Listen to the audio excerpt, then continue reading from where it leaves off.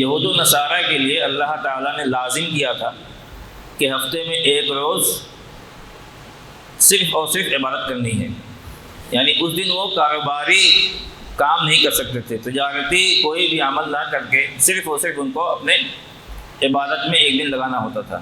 امت محمدیہ کے ساتھ اللہ کا ایک خاص انعام ہے، یہ اکرام ہے کہ اس نے کہا یا ایھا الذین آمنوا اذا نودی للصلاۃ من یوم الجمعۃ فاسعوا الی ذکر اللہ، کہ جب تمہیں نماز کے لیے پکارا جائے تو اس کی طرف دوڑے چلے آؤ، اور فإذا قضیت الصلاۃ، اور جب نماز سے فارغ ہو جاؤ فانتشروا فی الارض وابتغوا من فضل اللہ، تو نکل جاؤ اور اللہ کا فضل تلاش کرو، روٹی تلاش کرو۔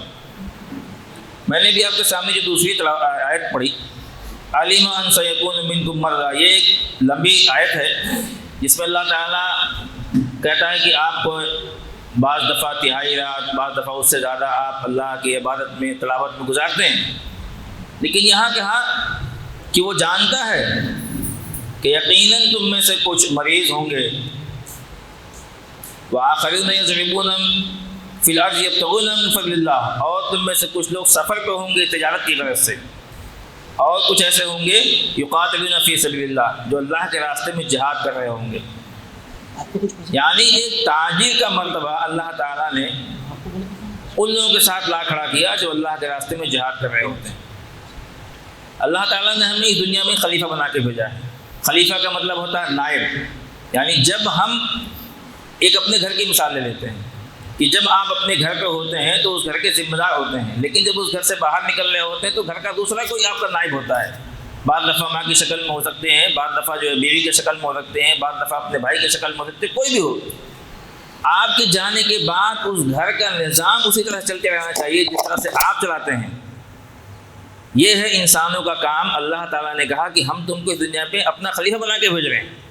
اللہ جس نظام کو چاہتا ہے، یعنی وہ اقامت دین کا کام جس کے ذریعے یہ دنیا چلے گی، جس نظام کے تحت، اس نظام کو قائم کرنا، اس کو چلانا انسانوں پہ ذمہ داری دی ہے کہ یہ آپ کو کرنا ہے۔ خاص طور سے ان لوگوں کو جن کے بارے میں کہا گیا کہ اللہ کے نزدیک کون سا دین ہے؟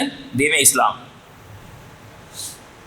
یعنی اس نظام کو چلانے کے لیے اللہ تعالیٰ نے ہمیں دنیا میں بھیجا ہوا ہے۔ اب یہ نظام چلے گا کیسے؟ تو جب ہم جائزہ لیتے ہیں دنیا کے نظام کا اس وقت، تو کون لوگ ہیں جو اس کو چلا رہے ہیں؟ تو آخر میں آتا ہے کہ وہ تاجر ہی ہوتے ہیں، انہیں کے لیے قانون بنائے جاتے ہیں، وہی حکمراں طے کرتے ہیں کہ کون بنے گا۔ تو ظاہر سی بات ہے کہ اس دنیا میں اگر اللہ کا نظام قائم کرنا ہے، اقامت دین کا کام کرنا ہے، تو تاجروں کے بغیر یہ ممکن نہیں ہے۔ لیکن کیا اللہ تعالیٰ ہر تجارت کو پسند کرتا ہے؟ بالکل نہیں۔ اللہ تعالیٰ اس تجارت کو پسند کرتا ہے جو اس کے حکم کے مطابق ہو، جو نبی کی سنت کے مطابق ہو، جو حلال طریقے سے کی جا رہی ہو، جو جائز طریقے سے کی جا رہی ہو۔ اور کہا گیا کہ قیامت کے دن وہ چند لوگوں کے بارے میں بتایا نا کہ وہ کچھ سوال جب تک نہیں ہو جائیں گے وہ آگے نہیں بڑھ سکتے۔ اس میں سے ایک سوال یہ ہے کہ آپ نے پیسے کہاں سے کمائے اور کہاں خرچ کیے۔ تو Riphah chamber of commerce and industry, ظاہر سی بات ہے کہ یہ بنایا گیا ہے خاص طور سے اس مقصد کے لیے کہ جو نوجوان، جو ینگسٹر اس لائق ہیں کہ تجارت کر سکتے ہیں، ان کو موٹیویٹ کرنا، ان کو راستہ بتانا، ان کو سلیقہ سکھانا کہ آپ آئیں اور تجارت کریں۔ اور جو لوگ تجارت کر رہے ہیں وہ اپنی تجارت پہ اسی مقام پہ نہ رکیں بلکہ اس سے آگے بڑھیں۔ اگر آپ کا اپنا ذاتی مسئلہ حل ہو چکا ہے، اپنے گھر اور خاندان کا مسئلہ حل ہو چکا ہے، تو آپ سماج کا مسئلہ حل کرنا ہے، پوری ملت کا مسئلہ حل کرنا ہے، اور اس سے بڑھ کے ہمیں پورے ملک کے مسائل کو حل کرنے کے لیے آگے بڑھنا ہے۔ تو یہ چھوٹا موٹا کام نہیں ہے، یہ بہت بڑا کام ہے۔ لیکن ظاہر سی بات ہے کہ اس کے لیے بہت ساری چیزیں ابھی انشاءاللہ آگے والے پروگرام میں ہمارے عرفان کوثری صاحب ڈیٹیل میں آپ کو بتائیں گے۔ تو بزنس آج پوری سائنس ہو چکی ہے۔ دنیا میں آئے ہیں تو جی ہی جائیں گے، اس میں کوئی شک شبے کی بات نہیں ہے، بھوک سے کوئی مرتا نہیں ہے۔ لیکن بے مقصد زندگی بس یوں ہی اگر گزار دیں گے تو ظاہر سی بات ہے کچھ فائدہ نہیں ہونے والا۔ اگر ہمارے عزائم ایسے ہوں کہ ہم آئے ہیں، ہمارے مرنے کے بعد یہ سماج، یہ معاشرہ یاد کرنا چاہیے، ہمارے آنے والی نسلیں ہمیں یاد کرنی چاہیے کہ یہ کچھ کر کے گیا سماج کے لیے، اس مقصد کے تحت ہمیں زندگی گزارنا چاہیے۔ تو رفاہ کا بنیادی مقصد یہ ہے کہ جو لوگ تجارت میں نہیں ہیں ان کو تجارت میں لانا، جو تجارت کر رہے ہیں ان کو یہ بتانا کہ آپ اپنی تجارت کو مزید آگے بڑھائیے۔ مہاراشٹرا میں شروع ہو کے نیشنل لیول پہ گیا اور نیشنل لیول سے بڑھ کے ابھی انٹرنیشنل پہ الحمدللہ جا رہا ہے۔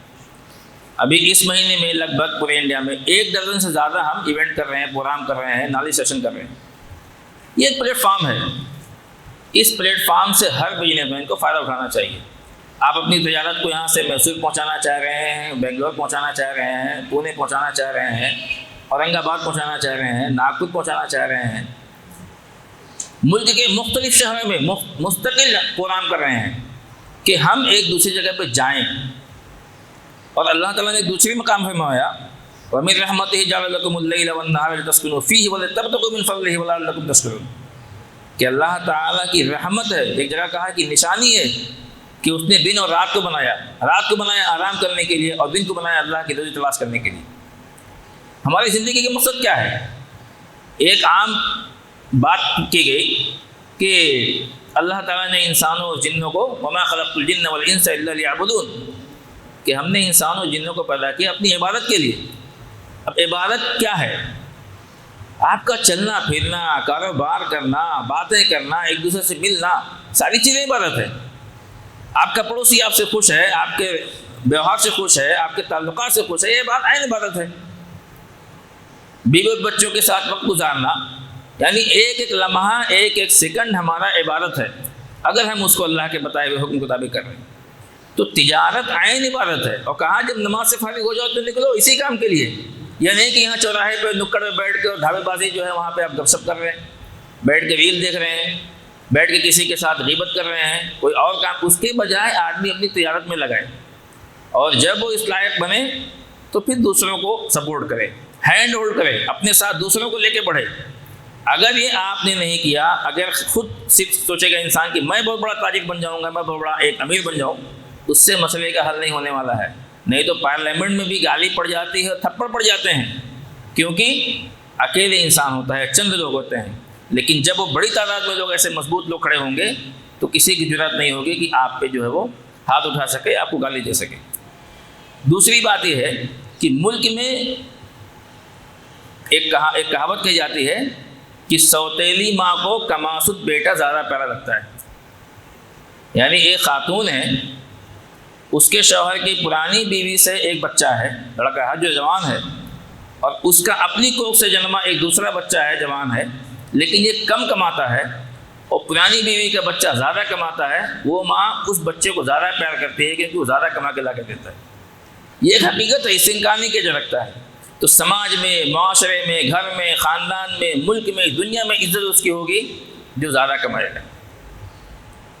تو خوب کمانا ہے، اپنے گھر، خاندان اور دوسروں کے لیے مفید بننا ہے، اور اس ملک کے لیے اور پوری دنیا کے لیے مفید بننا ہے۔ سورہ کہف کے بارے میں کہا گیا کہ جمعہ کو اس کی فضیلت ہے تلاوت کرنے کی۔ تو بھائی پڑھا تو ثواب ملے گا، بلا شبہ ثواب ملے گا، لیکن یوں ہی پڑھے جا رہے ہیں۔ کیوں کہا اللہ تعالیٰ نے یا نبی نے کیوں کہا کہ اس کی زیادہ ثواب ہے، اس کی زیادہ فضیلت جمعہ کو پڑھنے کے لیے؟ اس میں کچھ تو احکام ہوں گے، کچھ تو باتیں ہوں گی جن کے بارے میں بتایا گیا۔ تو اس میں ایک واقعہ یہ ہے کہ جب حضرت موسیٰ علیہ السلام جاتے ہیں، ان کے سفر گزرتے ہیں اور کچھ واقعات پیش آتے ہیں، تو کہتے ہیں کہ ایسا کیوں کیا؟ تو کہتے ہیں کہا تھا نا تم کو بھائی صبر کرو، پوچھنا نہیں جب تک میں بتاؤں نہیں۔ تو اس میں سے ایک واقعہ یہ ہے کہ ایک مقام سے گزر رہے ہوتے ہیں اور بہت بدتمیز ہوتے ہیں آبادی والے، لیکن ایک دیوار گر رہی ہوتی ہے، اس دیوار کو وہ کھڑا کر دیتے ہیں اور کوئی اجرت نہیں لیتے ہیں۔ تو موسیٰ علیہ السلام نے کہا بھائی اس کے بدلے میں تو ہم لوگ کھانا پانی مانگ سکتے تھے، اجرت مانگ سکتے تھے، آپ نے کچھ کیا نہیں، انہوں نے ہمیں کچھ پوچھا بھی نہیں، آپ نے ان کا یہ بھی کام ٹھیک کر دیا۔ تو کہا کہ اس دیوار کے نیچے ان بچوں کے لیے کچھ خزانہ دفن کیا ان کے باپ نے کہ بڑے ہو کے ان کے کام آئے۔ تو اللہ تعالیٰ کیا نہیں جانتا تھا وہ دینے والا نہیں ہے روزی؟ کیوں دیوار کو کھڑی کروا رہا ہے، ٹھیک کروا رہا ہے بھائی؟ تو اپنا مسئلہ حل نہیں کرنا ہے، اپنی آنے والی نسلوں کا مسئلہ بھی حل کرنا ہے۔ قرآن یہ اشارہ کر رہا ہے اس کی طرف۔ تو آپ چھوٹا موٹا کاروبار کر کے اپنی لائف سروائیو کر لے گئے، بچے تو یوں ہی ہیں چلو، تو بھائی ان کے لیے بھی کرنا ہے۔ سماج اور معاشرے کے لیے بھی کرنا ہے اور دوسروں کے لیے ہینڈ ہولڈ بھی کرنا ہے۔ تو ان تمام کاموں کے لیے ظاہر سی بات ہے کہ تجارت بڑی ہو، ترقی کریں، اس کے لیے رفاح ایک پلیٹ فارم ہے۔ ہم لوکل لیول پہ، نیشنل لیول پہ اور انٹرنیشنل لیول پہ اس کے لیے کوشش کر رہے ہیں کہ جو بھی سپورٹ ہو سکتا ہے وہ کیا جائے۔ اس کے لیے ایک نیٹ ورکنگ میٹ کی شکل میں جو اس میں آج ہم شامل ہوئے ہیں، یہ مستقبل پروگرام ہو رہے ہیں۔ انشاءاللہ آنے والے نومبر میں حیدرآباد میں ایک بڑا نیشنل ایکسپو آرگنائز کیا جا رہا ہے، انشاءاللہ کل پرسوں میں اس کی ڈیٹیلز شیئر کی جائیں گی۔ اسی طرح سے آنے والے اکتوبر اور نومبر میں ایک بڑا دنیا کا بلکہ کہا جائے کہ سب سے بڑا ایگزیبیشن ہوتا ہے کینٹن فیئر، جو چائنا میں ہوتا ہے۔ پچھلے سیزن میں بھی رفاح کا ایک ڈیلیگیشن گیا تھا، آنے والے سیزن میں بھی ہم ایک ڈیلیگیشن لے کے جانا چاہ رہے ہیں۔ 3 فیز میں ہوتا ہے، تینوں فیز میں رفاح اس بار آرگنائز کر رہا ہے کہ لوگ یہاں سے چلیں اور چائنا کے مارکیٹ کو، اس فیئر کو دیکھیں۔ اور ایک بڑا مارکیٹ ہے چائنا میں کہ جس کو چھوٹے لیول پہ کرنا ہے۔ کینٹن فیئر میں موسٹلی کیا ہوتے ہیں لوگ جو کنٹینر کے یہاں سے مال لانا چاہ رہے ہیں، ان کے لیے کینٹن فیئر بہت اچھا ہے۔ یہ آدمی ایکسپلور کرنے جا رہا ہے، کچھ نئی چیزیں سیکھنے جا رہا ہے، کیونکہ لیٹسٹ چیزیں اس میں آتی ہیں۔ پچھلے ڈیلیگیشن کے ساتھ چونکہ میں خود گیا تھا، اس لیے میں اس تجربے کی بنیاد پہ آپ کو بتا رہا ہوں۔ کینٹن کے علاوہ دوسرا چائنا میں ایک شہر ہے وہاں پر ایک بہت بڑا مارکیٹ ہے، ہزاروں کی تعداد میں اس میں اسٹالس ہیں اندر۔ یعنی ایک صاحب ملے ہم کو، تو پوچھا میں نے کہ آپ کتنے دن سے یہاں؟ تو بولے 15 دن سے ہیں۔ کیا؟ بولے بس صبح ناشتہ کر کے مارکیٹ میں گھس جاتے ہیں اور شام کو جب تک بند نہیں ہوتا نکلتے نہیں ہیں۔ تو بولے کتنا کور کیا؟ ارے بولے کچھ نہیں کور کیا ابھی بھائی، تو مہینوں لگ جائیں گے اس کو ڈھونڈنے کے لیے۔